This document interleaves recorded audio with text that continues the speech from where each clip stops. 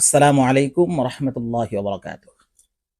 নরসিংদীর মাদ্রাসাতুল আবরার ইসলামিয়ার একটি ঘটনা সোশ্যাল মিডিয়ায় ব্যাপক ভাইরাল হয়েছে, যা আপনারা দেখেছেন যে মুজাহিদ নামের এক শিক্ষার্থী শুক্রবার দিন গোসল না করায় হাফেজ নাজমুস সাকিব তাকে বেধড়ক পিটিয়েছেন।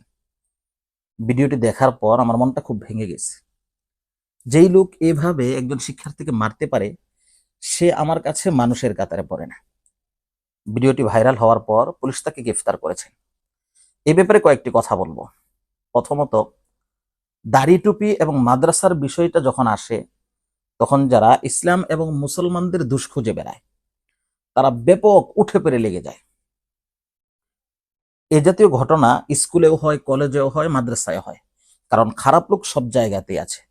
কিন্তু যখনই দাড়ি টুপি এবং মাদ্রাসার ব্যাপারটা আসে, তখন মিডিয়া ব্যাপক হারে প্রচার করতে থাকে। সাধারণত মাদ্রাসাগুলোতে এখন আর পিটুনি দেওয়া হয় না, বরং মাদ্রাসাগুলিতে মহাব্বত এবং ভালোবাসার সাথেই পাঠদান করানো হয়। সম্মানিত সুধী, ছোট ছেলেদের মারা ঠিক নয়। নবীজি সাল্লাল্লাহু আলাইহি ওয়াসাল্লামের জীবনী খুঁজে দেখুন। নবীজির কাছে যে সমস্ত বাচ্চারা থাকতো, কোরআন শিখতো, নবীজি কখনো তাদেরকে প্রহার করেননি। বিশেষ করে এভাবে মারা, এটা তো কোনোভাবেই জায়েজ নয়, হারাম, কবিরা গুনাহ। যে লোক এভাবে পিটায়, আমি চাই তার সর্বোচ্চ শাস্তি হোক, চাই সে স্কুলের শিক্ষক হোক বা মাদ্রাসার শিক্ষক হোক।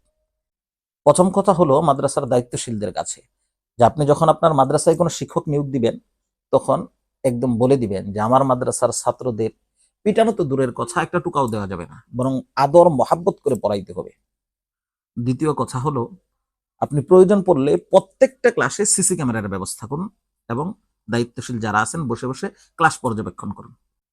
আরেকটি কথা আমি গার্জিয়ানদেরকে বলবো, যে আপনি আপনার সন্তানকে, বিশেষ করে যারা মক্তব এবং হেফজখানায় পড়ে, অনেক দূরের মাদ্রাসায় দিয়েন না, বরং আপনি আপনার সন্তানকে কাছের কোনো মাদ্রাসায় দিন, যেই মাদ্রাসার খোঁজখবর আপনি প্রত্যেক দিন নিতে পারবেন।